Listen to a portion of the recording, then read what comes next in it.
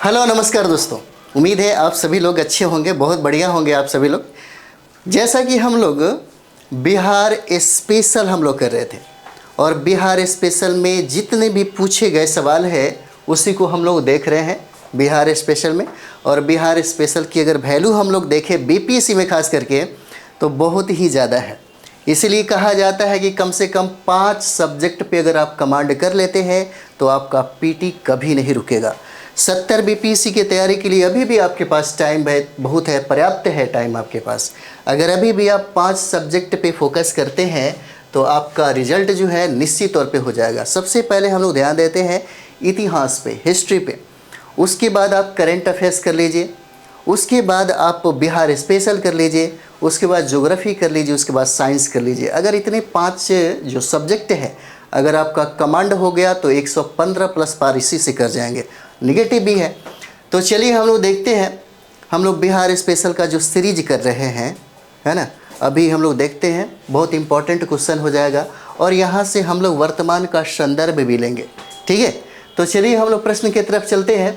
प्रश्न कहता है कि केंद्रीय स्वास्थ्य परिवार कल्याण मंत्रालय के द्वारा 24 नवंबर 2021 को जारी राष्ट्रीय परिवार सर्वेक्षण 5 के अनुसार बिहार के लिंगानुपात में उल्लेखनीय सुधार हुआ है।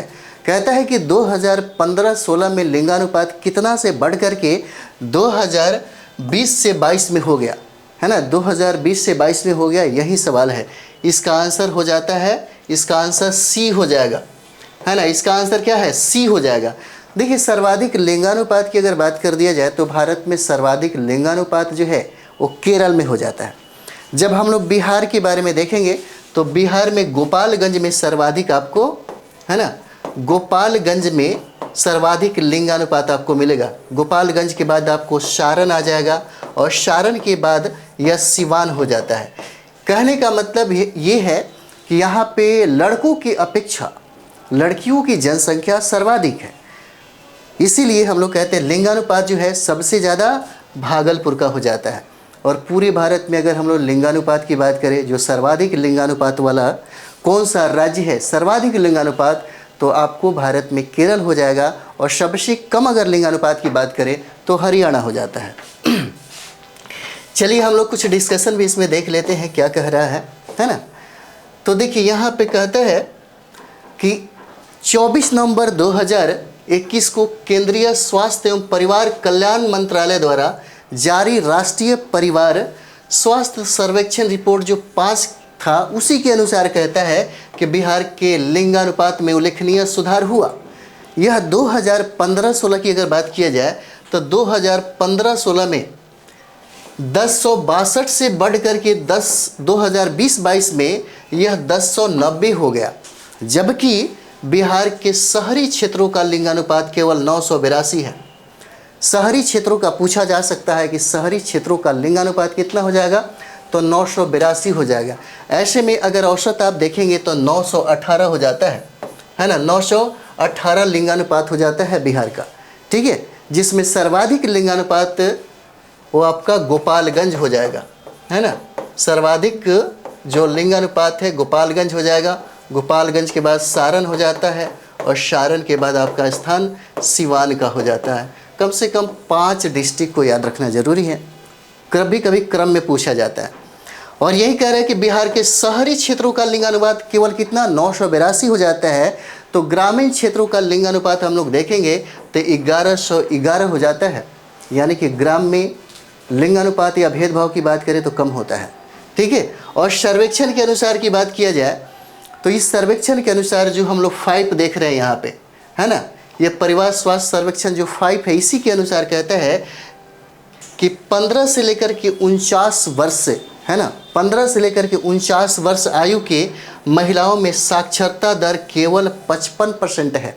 और बिहार में साक्षरता दर जो महिलाओं की बात करें तो 51% हो जाता है ना।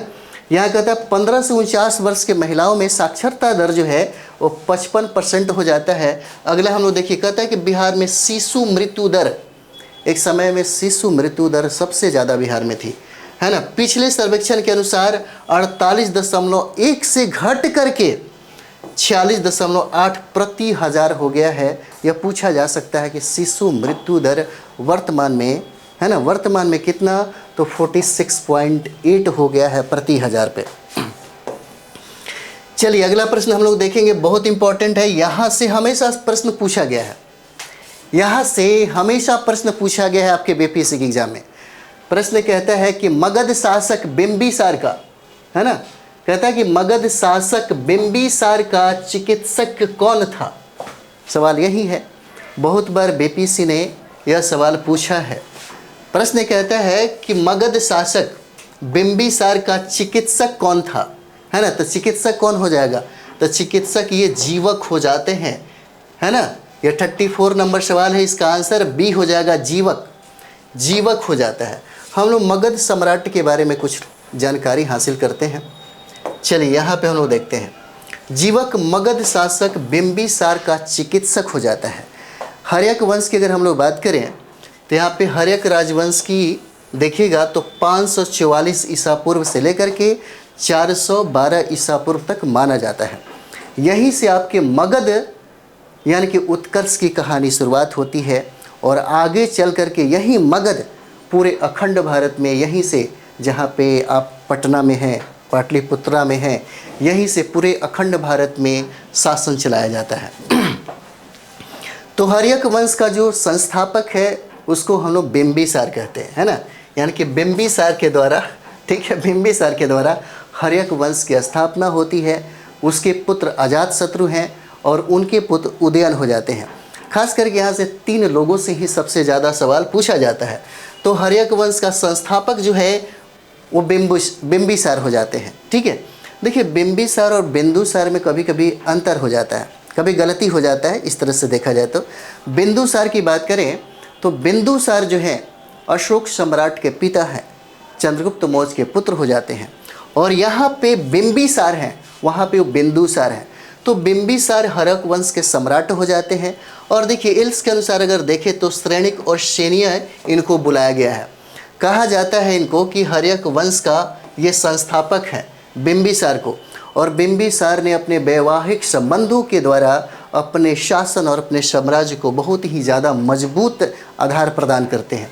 उन्होंने वैवाहिक संबंधों द्वारा अपनी स्थिति मजबूत की। कौशल के शासक परिवार के साथ पहला वैवाहिक गठबंधन करते हैं, ठीक है। किसके साथ, तो कौशल के शासक के साथ इनका पहला वैवाहिक संबंध जो है स्थापित होता है। पहला वैवाहिक संबंध जो है स्थापित होता है। चलिए आगे हम लोग देखेंगे। चलिए आगे हम लोग देखेंगे, कहता है कि उन्होंने प्रसेनजित की बहन कौशल देवी से विवाह किया। बिंबिसार ने प्रसेनजित की बहन से विवाह किया, है ना। कौशल देवी नाम रहता है, इनसे उन्होंने विवाह किया और उन्हें दहेज के रूप में काशी का क्षेत्र दिया गया था और काशी ने उसे बड़े राजस्व से मदद किया था। काशी जब उनको दहेज में मिला, प्रसेनजित ने अपनी बहन की शादी करने के बाद उन्होंने काशी दहेज में दे दिया बिंबिसार को। और बिंबिसार को काशी से बहुत सारे राजस्व की प्राप्ति होती थी। दूसरा वैवाहिक गठबंधन की अगर बात किया जाए यहाँ पे, तो बिंबिसार के बारे में सबसे पहले यही याद रखिएगा, उनका वैवाहिक संबंध जो है पीटी में प्रश्न पूछता है, बहुत बार पूछा गया है। उनका दूसरा वैवाहिक गठबंधन जो है यह वैशाली के लिच्छवी परिवार की राजकुमारी चेलना से विवाह होता है। पत्नी का नाम भी याद रखना जरूरी है, पूछा जाता है। और ये राजवंश से, किस राजवंश से ताल्लुक़ रखते थे यह भी याद रखना जरूरी है ना। तो दूसरा उनका विवाह है वैशाली के लिच्छवी राजकुमारी होती हैं जिनका नाम है चेलना, उनसे बिंबिसार का विवाह होता है। उसके बाद तीसरा जो वैवाहिक गठबंधन हम लोग देखेंगे, उन्होंने मध्य पंजाब में मद्र के शाही घराने जो क्षेमा नामक एक राजकुमारी थी, उन्हीं से इनका विवाह होता है। तो ये वर्धमान महावीर और गौतम बुद्ध दोनों के समकालीन थे बिंबिसार। बहुत इंपॉर्टेंट है, बहुत बार यह सवाल पूछा जाता है कि महात्मा बुद्ध जो है किसके समकालीन है, हर्यक वंश के कौन ऐसा सम्राट हैं। और यहाँ पे देखिएगा तो बिंबिसार जो है महात्मा बुद्ध के मित्र थे। एक समय ऐसा था कि उन्होंने इनकी जान भी बचाई थी। तो ये दोनों जो है इनके समकालीन हो जाते हैं।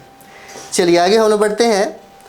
अगला पॉइंट यहाँ पे कहता है कि उन्होंने अपने शाही चिकित्सक, है ना, उन्होंने अपने शाही चिकित्सक जीवक को अवंती राजा प्रद्युत के इलाज के लिए उज्जैन भेजा जब वह पीलिया से पीड़ित थे, है ना। बहुत इंपॉर्टेंट है, यह बहुत बार सवाल जो है पूछा हुआ है, बहुत बार पूछा हुआ। जीवक को भेजा बिंबिसार ने। इनके एक मित्र थे अवंती के राजा जिनका नाम था प्रद्योत, और इन्हीं को यह जोंडिस हो गया था, इन्हीं को पीलिया हो गया था। इसी के इलाज के लिए इनको भेजा गया था, जो बहुत ही इम्पॉर्टेंट आपके लिए हो जाता है। उसके बाद बिंबिसार के बारे में यहाँ पे देखेंगे। बिंबिसार पहला सम्राट हैं जिन्होंने नियमित सेना और अस्थाई सेना रखने वाले पहले भारतीय राजा के रूप में पहचाने गए हैं। पहला भारत का सम्राट हैं जिन्होंने अस्थाई सेना रखी और अपने सेना में बहुत सारे लोगों को भी शामिल किया। और यही कहता है कि नियमित और अस्थाई सेना रखने वाला प्राचीन भारत का कौन ऐसा सम्राट है, ऐसे भी प्रश्न आपसे पूछे जा सकते हैं। तो ये आपके बिंबिसार हो जाते हैं। हालांकि बिंबिसार की हत्या उनके पुत्र के द्वारा कर दिया जाता है जिसका नाम है अजातशत्रु। इसीलिए अजातशत्रु को पितृहंता के नाम से भी हम लोग जानते हैं। तो यहाँ पे देखिएगा अजातशत्रु का जो शासनकाल है 495 ईसा पूर्व से लेकर के 462 ईसा पूर्व तक इनको हम लोग कहते हैं। और इनको हम लोग पुनिक के नाम से भी जानते हैं। पूछा जाता है, बहुत बार सवाल पूछा गया कि श्रेणियाँ किसको कहा गया है, पुनिक किसको कहा जाता है। तो श्रेणियाँ जो है वो बिंबिसार को कहा गया है और पुनिक जो है अजातशत्रु को कहा जाता है। उसने अपने पिता की हत्या कर दी और राजगद्दी पर कब्जा कर लिया। वह अपनी सैन्य विजय के लिए जाना जाता है। यह सैन्य विजय के लिए जाना जाता है जो बहुत ही इम्पोर्टेंट है आपके लिए। अपने मामा कोसल के राजा प्रसंजित पर आक्रमण किया और काशी पर भी पूर्ण अधिकार प्राप्त कर लिया। काशी को अपने में फिर से मिलाया दूसरी बार अजातशत्रु ने, जो इम्पोर्टेंट है, दूसरी बार अजातशत्रु ने मिलाया। चलिए अगला पॉइंट हम लोग देखेंगे। यहाँ पे देखिए वज्जी संघ के खिलाफ लड़े और 16 साल के युद्ध के बाद उन्हें हरा दिया गया। काशी और वैशाली को मिलाकर मगध को शक्तिशाली बनाया गया और काशी और वैशाली जो आप देख रहे हैं इसको मिला दिया गया अजातशत्रु के समय में। और जैसे ही ये मिलता है इस महाजनपद की शक्तियाँ बहुत ही ज़्यादा बढ़ जाती है। उन्होंने गंगा नदी के तट पर पाटली नामक गांव में राजगृह का किला और एक निगरानी किला बनाया जिसको हम लोग जलदुर्ग बोलते हैं। और ये बनवाया अजातशत्रु ने। अजातशत्रु उस समय उनकी राजधानी राजगृह थी और राजगृह को चारों तरफ से किलाबंद करवा दिया गया ताकि किसी भी तरीके से कोई आक्रमण से बचा जा सके। और ये काम किया अजातशत्रु के द्वारा। ठीक है, अजातशत्रु के द्वारा। अजातशत्रु से संबंधित एक प्रश्न और भी बनता है, बहुत बार प्रश्न पूछा गया है। पूछा जाता है कि प्रथम बौद्ध संगीति किसके समय में हुआ, तो प्रथम बौद्ध संगीति अजातशत्रु के समय में होता है ना। प्रथम बौद्ध संगीति देखिए राजगृह में पहली बौद्ध संगीति अजातशत्रु के समय में होता है। और इसी समय प्रथम बौद्ध संगीति में ही महाकश्यप इसके अध्यक्ष होते हैं।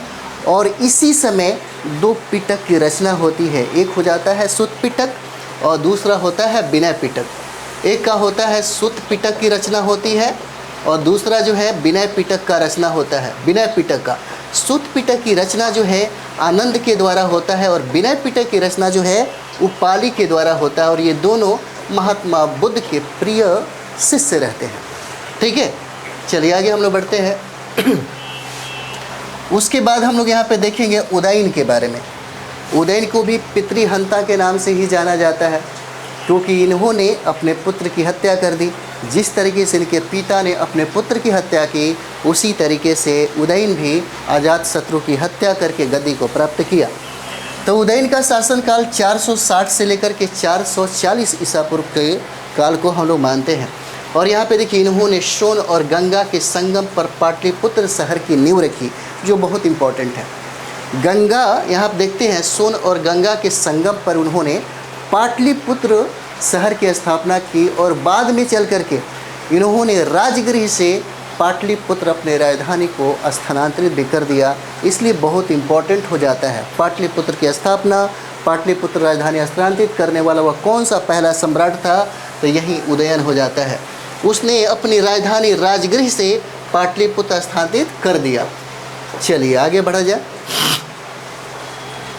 चलिए दूसरा प्रश्न हम लोग देखते हैं। नेक्स्ट 35 नंबर सवाल जो है 35 नंबर सवाल देखिए, कहता है कि बिहार में तुर्क शासन का वास्तविक संस्थापक कौन था, है ना। 35 नंबर सवाल है, कहता है कि बिहार में तुर्क शासन का वास्तविक संस्थापक कौन था। और ये पूछा गया सभी सवाल है और बहुत इंपॉर्टेंट है, बार बार पूछा जाता है यह सवाल। इसका आंसर हो जाएगा बख्तियार खिलजी। बख्तियार खिलजी को बिहार में तुर्क शासन का वास्तविक संस्थापक कहा जाता है ना। वास्तविक संस्थापक इनको कहा जाता है। चलिए इसमें हम लोग देखते हैं, बिहार में तुर्क शासन का वास्तविक संस्थापक बख्तियार खिलजी था, है ना। बख्तियार खिलजी था। तो यहाँ पे देखिएगा, उसने 1199 ईस्वी में बिहार के किलेदार विश्वविद्यालय शहर, है ना, हिसार इन बिहार पर हमला किया।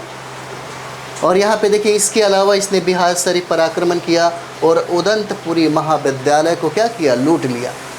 बिहार शरीफ उपखंड में बख्तियारपुर स्थान का नाम संभवतः शहर की तुर्की विजय के बाद उनके नाम पर रखा गया था, बिहार शरीफ, है ना। बिहार शरीफ तुर्की नाम पे रखा गया था। चलिए आगे हम लोग देखेंगे, बख्तियार खिलजी के बिहार पर आक्रमण का जो प्रमाण है, यह बहुत इंपॉर्टेंट है आपके लिए, बहुत इंपॉर्टेंट है। पूछा जा सकता है कि बख्तियार खिलजी के बिहार पर आक्रमण का सबसे पहला विवरण मिनहाज इस सिराज में मिलता है। मिनहाज इस सिराज में मिलता है ना। मिनहाज इस सिराज द्वारा लिखित है, जिस पुस्तक का नाम है तबकात-ए-नासरी। तबकात-ए-नासरी को फारसी भाषा में लिखा गया था, है ना। पूछा जा सकता है कि इसके लेखक कौन है, तो मिनहाज इस सिराज हो जाते हैं। और इन्हीं का जो है, इन्हीं का पुस्तक है जिसका नाम है तबकात-ए-नासरी, जिसमें बख्तियार खिलजी के आक्रमण का वर्णन मिलता है ना, जिसमें आक्रमण का वर्णन मिलता है। उन्होंने 1206 ईस्वी में एक दुर्भाग्यपूर्ण अभियान, तिब्बत अभियान चलाया और बंगाल लौटने पर अली मर्दन द्वारा उनकी हत्या कर दिया गया, है ना। किसका, बख्तियार खिलजी का। चलिए आगे हम लोग बढ़ते हैं। अगला प्रश्न हम लोग देखेंगे, बिहार के प्रथम, है ना, बिहार के प्रथम भारतीय राज्यपाल कौन थे। प्रश्न पूछा जा सकता है, बहुत ही इम्पोर्टेंट है आपके लिए। 36 नंबर, ठीक है। पूछा जा सकता है कि बिहार के प्रथम, जब प्रथम आए तो इम्पोर्टेंट हो जाता है। बिहार के प्रथम भारतीय राज्यपाल कौन हो जाते हैं, तो ये सत्येंद्र प्रसन्न सिन्हा हो जाएंगे, जो इम्पोर्टेंट है। इसका आंसर क्या है, डी हो जाएगा, है ना। इसका आंसर क्या हो जाता है, तो इसका आंसर जो है डी हो जाता है। इसका आंसर डी हो जाएगा। इसका आंसर डी हो जाता है। ये हो जाएंगे सत्येंद्र प्रसन्न सिन्हा हो जाते हैं। चलिए कुछ डिस्कशन भी हम लोग देख लें यहाँ पे। यहाँ पे हम लोग देखिए, कहता है कि सत्येंद्र प्रसन्न जो सिन्हा है, बिहार के भारतीय राज्यपाल थे। और लॉर्ड सिन्हा, सत्येंद्र प्रसाद सिन्हा ने 1921 में बिहार उड़ीसा के राज्यपाल पद से इस्तीफा दे दिया था। पूछा जा सकता है कब, तो 1921 में उन्होंने क्या किया, इस्तीफा दे दिया था, ठीक है। चलिए यहाँ पे देखते हैं सत्येंद्र प्रसाद सिन्हा के बारे में कुछ जानकारी हम लोग देखते हैं क्या क्या है। हो सकता है ऐसे प्रश्न पूछे जा सके आपसे। तो वह एक प्रमुख ब्रिटिश भारतीय वकील और राजनेता थे। वह 1920 में बिहार और उड़ीसा के पहले राज्यपाल बने थे, है ना। इम्पोर्टेंट है, कब, 1920 में। और 1905 में बंगाल के प्रथम भारतीय महाधिवक्ता भी हैं। 1909 की बात करें तो 1909 में वायसराय की कार्यकारिणी परिषद का सदस्य बनने वाले पहले भारतीय हैं, जो हो सकता है आपसे यह सवाल पूछ दे, बहुत इंपॉर्टेंट है। 1909 का जो वायसराय की कार्यकारिणी परिषद का सदस्य बनने वाले पहला व्यक्ति कौन है, तो ये हो सकता है आपसे पूछ दे, और ये हो जाएंगे सत्येंद्र प्रसन्न सिन्हा हो जाते हैं। और ब्रिटिश हाउस ऑफ लॉर्ड्स के पहले भारतीय सदस्य भी हो जाते हैं। ये भी मतलब उपलब्धि इनके जीवन में है। ब्रिटिश हाउस ऑफ लॉर्ड्स के पहले भारतीय सदस्य बनते हैं, ये भी बहुत इंपॉर्टेंट है। अगला पॉइंट देखेंगे कि 1915 में कांग्रेस के बम्बई अधिवेशन में उन्होंने भारतीय राष्ट्रीय कांग्रेस की अध्यक्ष चुन लिए गए इनको।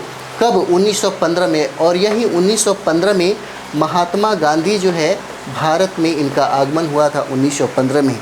और 1915 में देखेंगे यहाँ पे कि बम्बई अधिवेशन की अध्यक्ष जो है यही सत्येंद्र प्रसाद सिन्हा को चुन लिया गया। इम्पोर्टेंट था आपके लिए। चलिए आगे बढ़ा जाए। अगला प्रश्न है आपका, संथाल विद्रोह के नेता कौन है ना? बहुत बार यह सवाल पूछा गया है। 37 नंबर सवाल है, कहता है कि संथाल विद्रोह के नेता कौन है ना? संथाल विद्रोह के नेता कौन है? इसका आंसर सिद्धू और कान्हू हो जाता है ना? सिद्धू, कान्हू, चांद, भैरव, ये चारों जो भाई हैं इसका नेतृत्व करते हैं। हालांकि बाद में इनकी मृत्यु हो जाती है, इनकी हत्या हो जाती है ना? सिद्धू, कान्हू और चांद भैरव ये संथाल विद्रोह के नेता होते हैं। चलिए आगे हम लोग देखेंगे इसी में। संथाल विद्रोह के नेता सिद्धू कान्हू थे। तो संथाल विद्रोह को हम लोग, संथाल विद्रोह को जिसे संथाल विद्रोह या संथाल हुल के नाम से भी हम लोग जानते हैं, संथाल हुल के नाम से भी जाना जाता है ना? और यह वर्तमान झारखंड और पश्चिम बंगाल, पूर्वी भारत में ब्रिटिश ईस्ट इंडिया कंपनी और संथालों द्वारा जमींदारी व्यवस्था दोनों के खिलाफ एक विद्रोह था जो इम्पोर्टेंट है, पूछा जा सकता है ना? यह जमींदारी जो है, जमींदारी व्यवस्था के खिलाफ यह आंदोलन था, यह विद्रोह था, संथाल हुल विद्रोह जिसको हम लोग कहते हैं। इसकी शुरुआत अगर हम लोग देखें तो इसकी शुरुआत 30 जून 1855 को हुआ था। 30 जून 1855 को हुआ था। बहुत इंपॉर्टेंट है, पूछा गया है यह प्रश्न।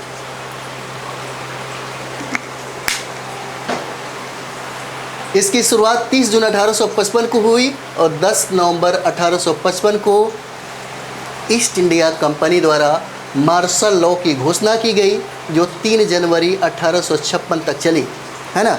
पूछा जा सकता है आपसे यह प्रश्न पूछा जा सकता है कि संथाल विद्रोह का प्रारंभ कब हुआ?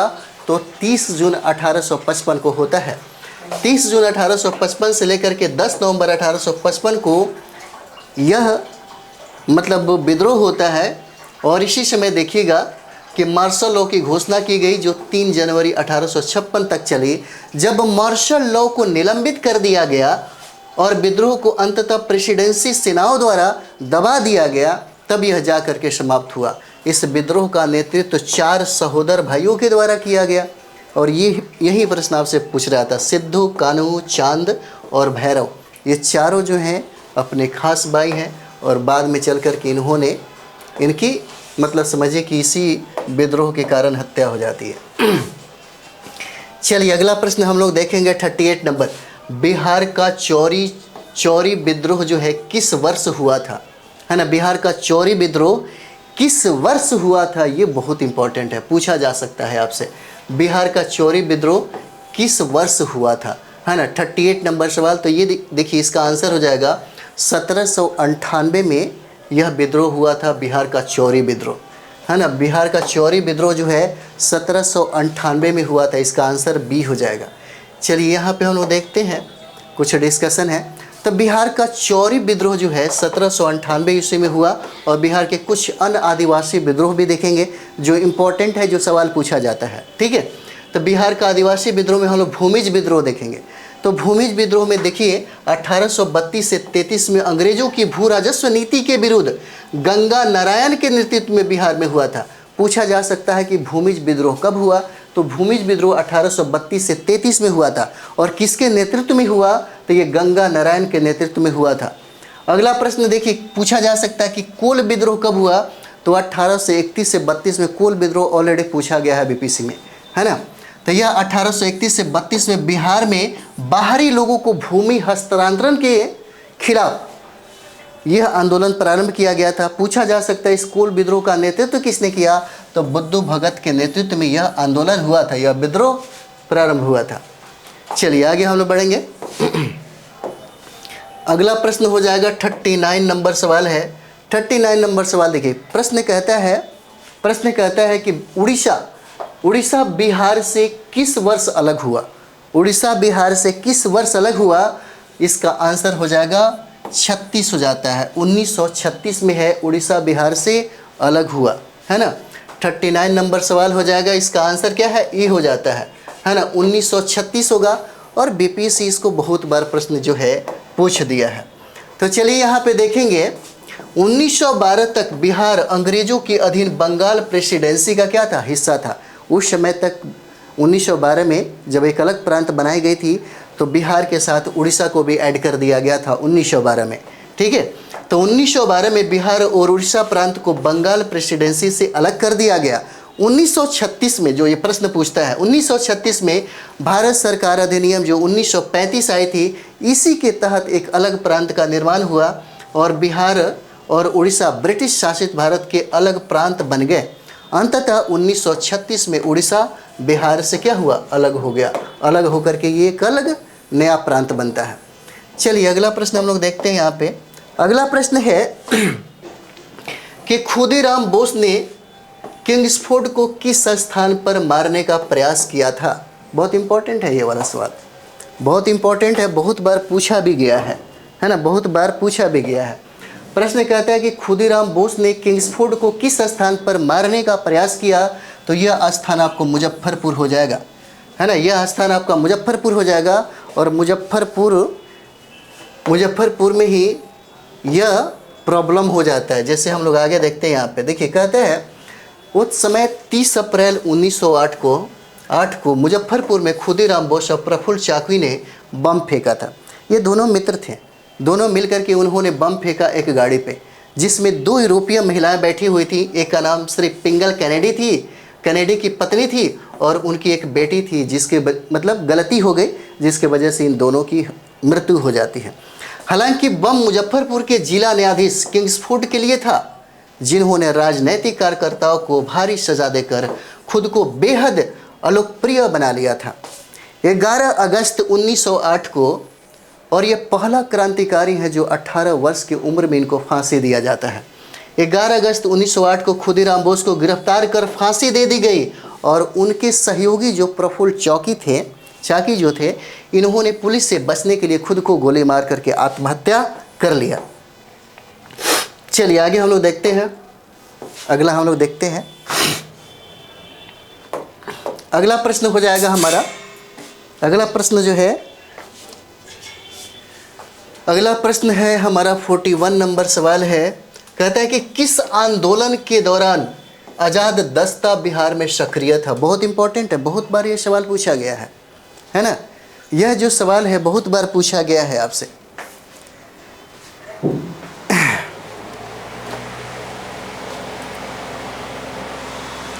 यह सवाल बहुत बार पूछा गया है आपसे, ठीक है। यह सवाल बहुत बार पूछा गया है। सवाल कहता है कि किस आंदोलन के दौरान, है ना, गर्मी थोड़ा ज़्यादा है, किस आंदोलन के दौरान आज़ाद दस्ता बिहार में सक्रिय था। बहुत बार सवाल ये पूछा गया है और ये भारत छोड़ो आंदोलन के समय होता है। यह भारत छोड़ो आंदोलन के समय होता है और ये बहुत इंपॉर्टेंट है। कुछ डिस्कशन देखिए और डिस्कशन से बहुत सारे सवाल आपको मिलेंगे और यहाँ से बीपीएससी ने बहुत बार सवाल पूछा है ना।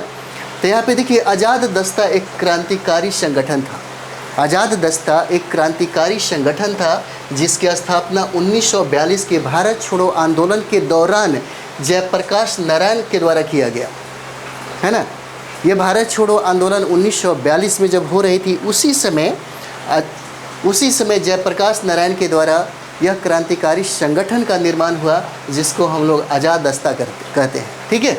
और सूरज नारायण सिंह के नेतृत्व में बिहार के मधुबनी जिले में संगठन की एक अलग स्वतंत्र परिषद की स्थापना की गई। यह भी हो सकता है आपसे सवाल पूछ दे, है ना। तो देखिए, सूरज नारायण सिंह के नेतृत्व में जो होता है ना, बिहार के मधुबनी जिले में संगठन की एक स्वतंत्र परिषद की स्थापना किया जाता है सूरज नारायण सिंह के नेतृत्व में। याद रखना जरूरी है। चलिए अगला यहाँ पे हम लोग देखते हैं। अगला कहता है कि संगठन का मुख्य उद्देश्य क्या था। संगठन का मुख्य उद्देश्य देखिए तो सरकारी मशीनरी और सैन्य प्रशिक्षण को पंगु बनाना था और लोगों को क्रांतिकारी गतिविधियों में भाग लेने के लिए तैयार करने के लिए शिविर स्थापित किए गए थे। यहाँ पे आज़ाद दस्ता की अगर हम लोग उद्देश्य की बात करें तो उनका मानना था कि ब्रिटिश हुकूमत की जो मशीनरी थी उसको तहस नहस किया जाए।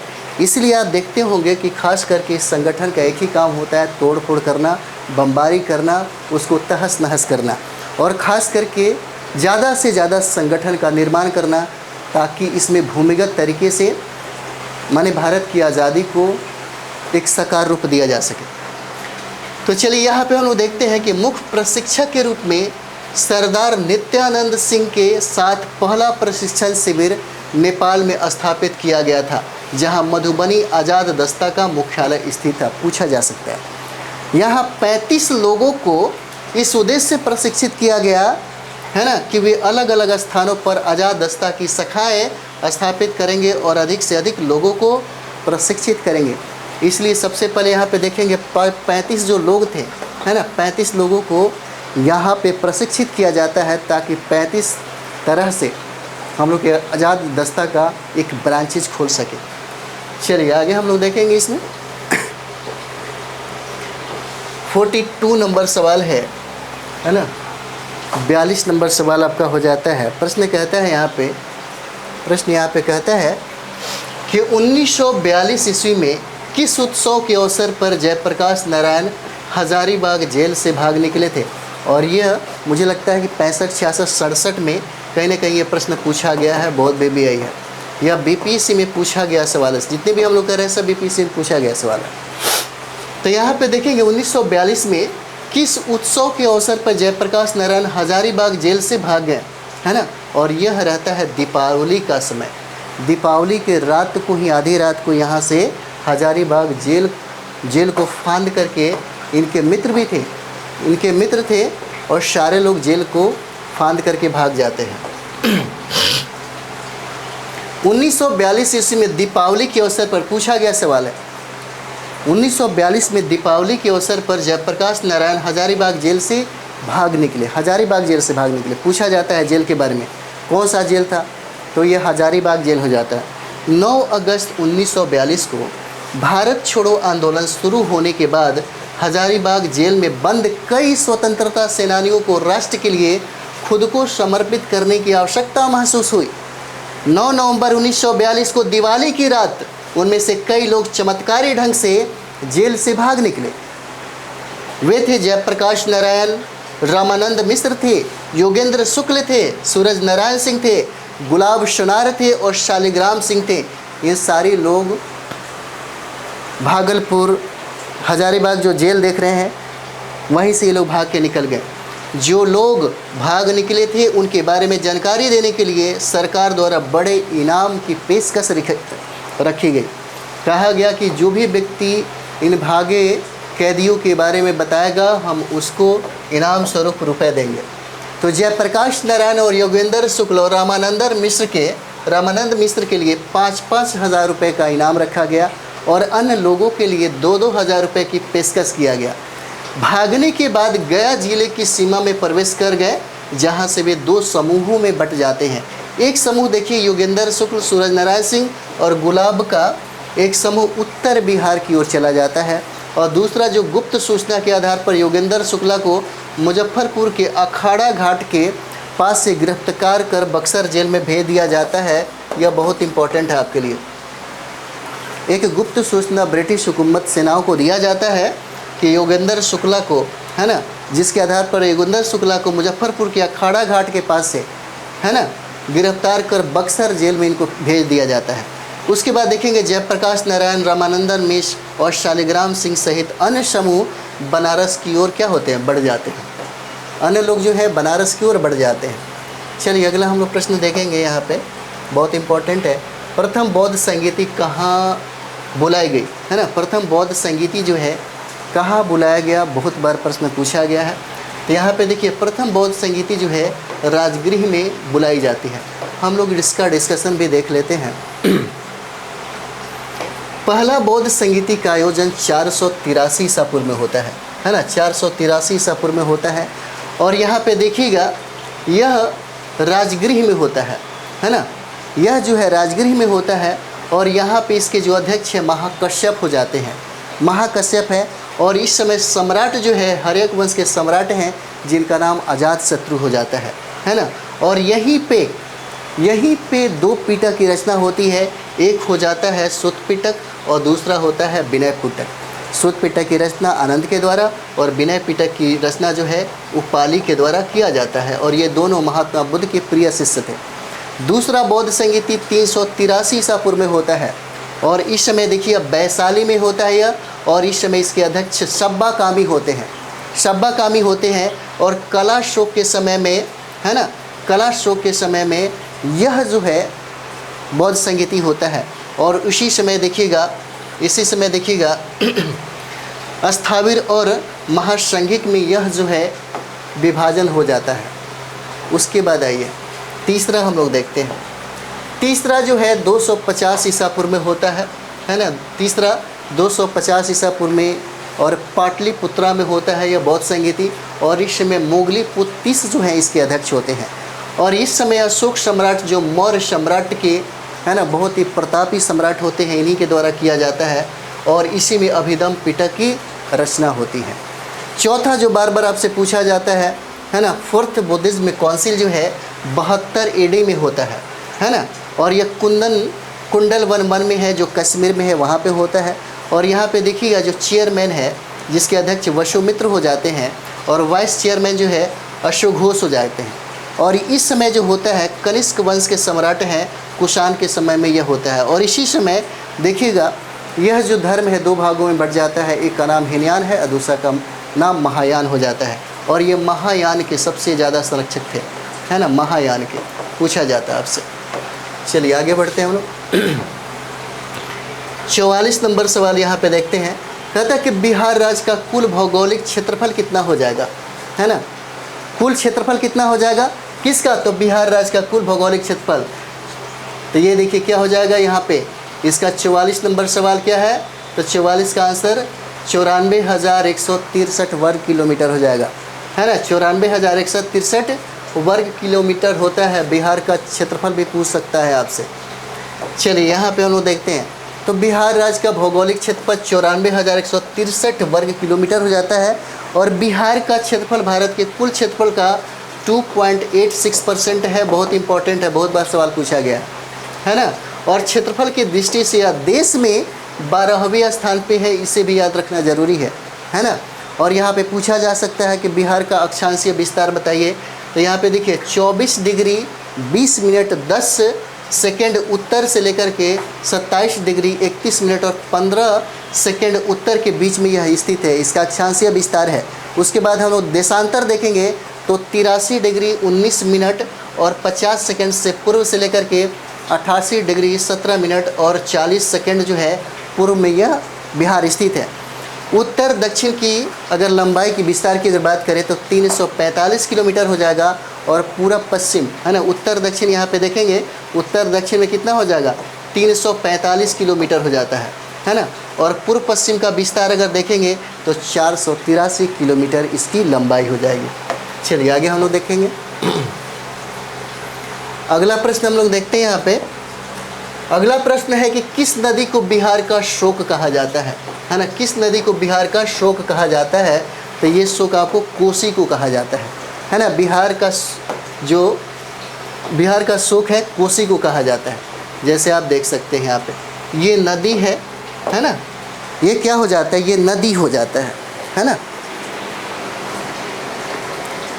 ये नदी है, हम लोग देखते हैं, है ना। तो ये अब यही है आपका गंगा नदी, और ये गंगा नदी बिहार को दो भागों में बांटती है। गंगा नदी है दो भागों में बांटती है। उत्तर का जो क्षेत्र आप देख रहे हैं यह बाढ़ के लिए बहुत ही ज़्यादा प्रसिद्ध है ना। बाढ़ की समस्या हमेशा यहाँ पे आती है, और दक्षिण बिहार में देखेंगे तो सूखा की समस्या सबसे ज़्यादा यहाँ पे होती है, ठीक है। और यहाँ पे जो नदियाँ हैं वह हिमालय से होकर के उत्तर से आकर के वो गंगा में विलीन हो जाती है। और यहाँ पे देखिएगा उत्तर प्रदेश, यहाँ पे बिहार के पश्चिम में उत्तर प्रदेश हो जाएगा, और दक्षिण में आपको झारखंड हो जाता है, और यहाँ पे इंटरनेशनल एक सीमा आपको लगता है नेपाल के साथ, और यहाँ पे पूरब में देखिएगा तो वेस्ट बंगाल हो जाएगा, ठीक है, वेस्ट बंगाल हो जाएगा। और उत्तर प्रदेश बिहार की सीमा मात्र 3 नदियाँ बनाती हैं, जो दक्षिण से एक नदी है जिसको हम लोग कर्मनाशा नदी कहते हैं, और ये कर्मनाशा नदी को अपवित्र नदी भी कहा जाता है। उसके बाद उत्तर से आने वाली एक घग्गर नदियां हैं जो बिहार और यूपी की सीमा बनाती है, और दूसरा है गंडक नदी। इस तरीके से 3 ये नदियां हैं, है ना, 3 नदियां हैं जो प्रश्न पूछा गया है बहुत बार।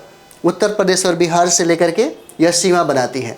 उत्तर से आकर के मिलने वाली जो नदियां हैं ये घग्गर हो जाएगा, गंडक हो जाता है, यहाँ पे बूढ़ी गंडक हो जाता है ना, बागमती हो जाएगा, है ना, कमला हो जाता है, और यही कोसी नदी है जिसके बारे में कहा गया है।